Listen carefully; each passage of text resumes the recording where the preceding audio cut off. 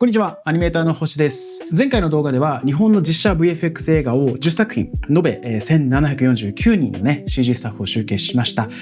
ただその中でアニメーターっていうのはたったの90人でした。今回調べたのは日本の 3DCG 長編作品10作、CG スタッフの合計は延べ2246人。そしてなんとアニメーターは438人。前回のね VFX 映画の時と比べると5倍増えたと。しかしたった1作だけで前回のこの VFX 映画10作分を超えるアニメーターが参加している作品があることも分かりました。一体どの作品なんでしょうか。エンドクレジットから見えてきた驚きの数字を見ていきましょう。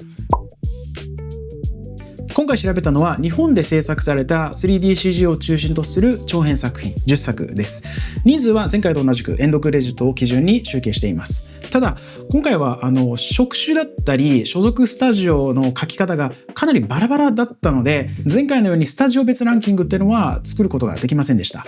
今回の10作品はこちらです。本当はね、ここにね、たべっ子どうぶつザムービーとか、サンドランド、これもね、集計したかったんですけれども、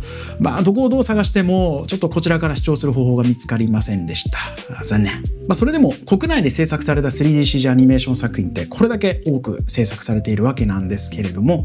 CG アーティストが最も多かった作品はどれだったでしょうか。それでは、作品別の人数ランキングから見ていきましょう。今回は第10位から第4位までを一気に見ていきます。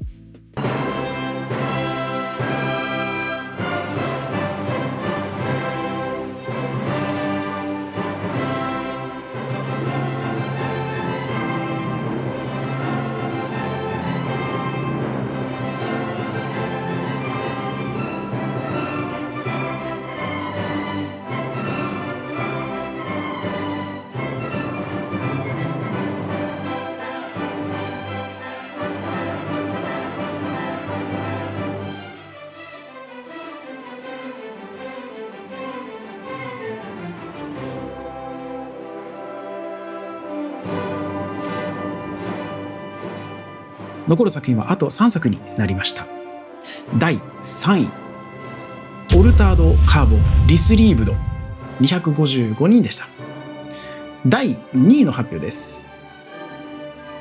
ミュウツーの逆襲エボリューション284人。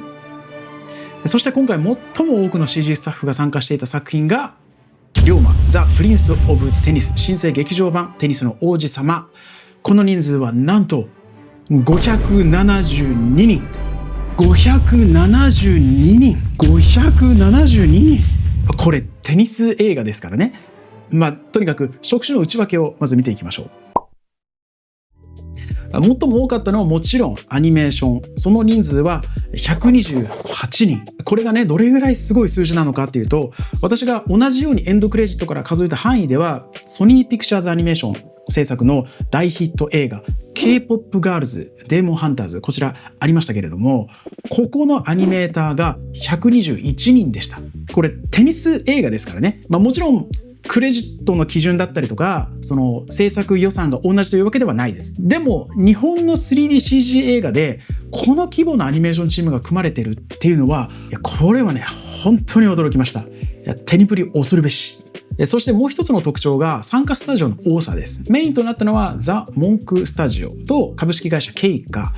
ザ・モンクスタジオは調べたところによるとタイを本拠地に置いているアニメーション VFX スタジオのようです。そしてエンドクレジットから確認できただけでも CG 制作の協力スタジオ、ここは60社以上ありました。60社って今回エンドクレジットからどこのスタジオから何人が出ているのかって確認できた作品では、メインスタジオの人員が全体の半数前後から8割程度を占めていました。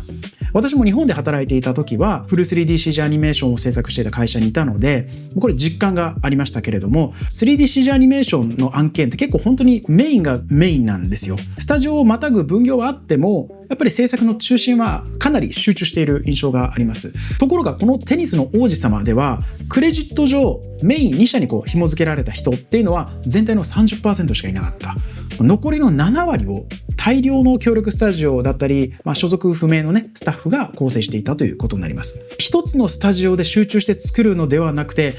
国内外の大量のチームで作るっていう、これはね、今回の10作品の中でもかなり特殊な異色な作品になっています。一方で最も意外な職種構成になったのはアーヤと魔女でした。この作品で最も多かったのはアニメーターではなくてモデリングアセットです。この人数は85人。作品全体のちょうど 50% を占めています。ただしこの作品はエンドクレジットの職種の名前がかなり独特でした。背景とか小道具とか撮影とか、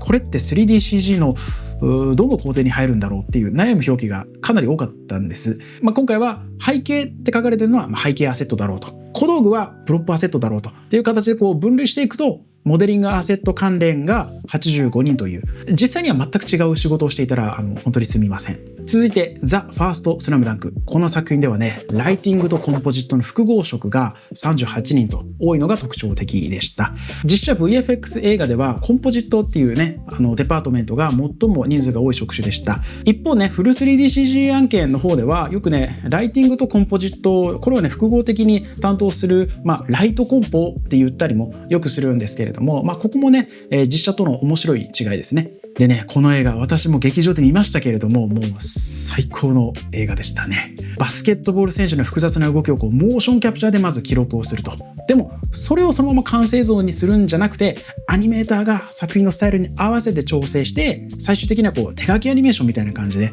仕上げていく。だからアニメーションとモーションキャプチャー、それぞれのアーティストたちが活躍しているっていうのが分かる結果になりました。さらに今回は数えていないんですけれども、このクレジットの後にさらに手書きアニメーションのスタッフたちも多数クレジットされていました。そこまで含めると、実際の映画制作のチームはね、さらに巨大だったことが伺えます。その他の作品の職種分布はこちらです。ぜひ一時停止しながらね、気になる作品があればチェックしてみてください。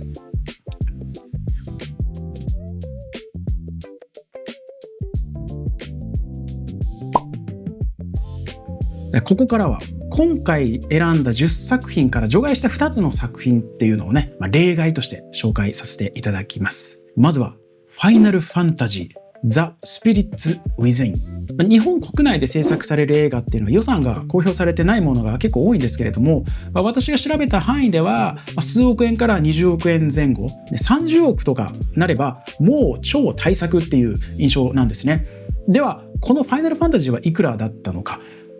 一般に報じられているプロジェクト規模は、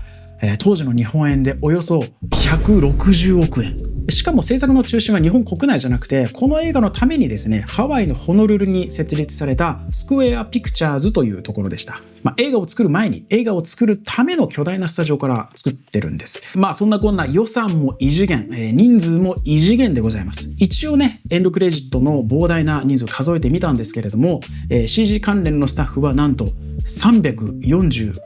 人。日本企業が生み出した 3DCG 映画ではあるんですけれども、国内制作の10作品と同じ条件で比べるにはちょっと規模も制作拠点も違うということで、今回は番外編となりました。ただしスタッフ数だけだったら龍馬の572人の方がやっぱり多いんですよ。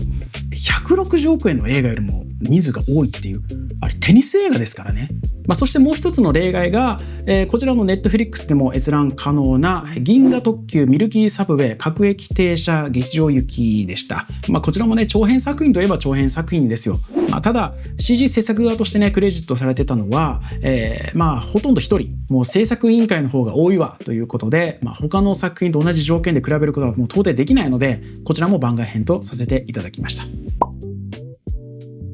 今回日本のフル 3DCG を中心とする長編作品10作から、延べ2246人の CG スタッフを集計しました。アニメーターは438人。そしてもう一つ注目したいのがモデリングアセットが336人おりました。私の過去の動画ではね、モデラーはアニメーターに比べて、需要が少ないっていう趣旨の話をしました。しかし日本の 3DCG 長編作品のエンドクレジットを見る限り、モデリングアセットには非常に多くの人員が必要とされています。ここも作品によるんだと思いますけれども、モデラーの皆さんにとってはきっと嬉しいニュースなんではないでしょうか。皆さんは今後どんな作品に、そしてどんな職種に携わりたいですか？一番意外だった数字もね、ぜひコメントで教えてください。以上、アニメーターの星でした。いやー、今回のね、集計は本当大変でしたよ。アーヤと魔女、ここはね、表記の仕方がかなり独特だったのは、前述しましたけれども、制作協力スタジオが最後にまとめて書かれてるだけだったので、誰がどこのスタジオ所属なのかが一切分からなかった。ミュウツーの逆襲もね、かなり独特だったんですよ。エンドクレジットの背景イラストがすごい綺麗だったので、これを見せるためだったのか、文字のレイアウトがね、結構バラバラでした。しかもね、制作協力スタジオとこれ人の名前がね、全部同じフォントで書かれてるんですよ。で、スタジオのロゴもなかったんですよ。だから、人の名前なのかな、スタジオ名なのかな、どっちかなみたいになることが結構多かったです。それに対してね、見やすかったのは、もうさすがの白組さんでございました。VFX 映画の時と同じようにね、もうしっかり整理されたフォーマットでございました。ちなみにマーザさんもね、ルパン三世ザ・ファースト、これも見やすかったです。制作協力のスタジオのロゴがね、カラーだったっていうのがね、他のエンドクレジットにはない面白い特徴でございました。こんなにね、エンドクレジットにかじりついてる人なかなかいないでしょうけれども、やっぱり傾向としてはね、実写映画の方がやっぱり何倍も見やすいっていう。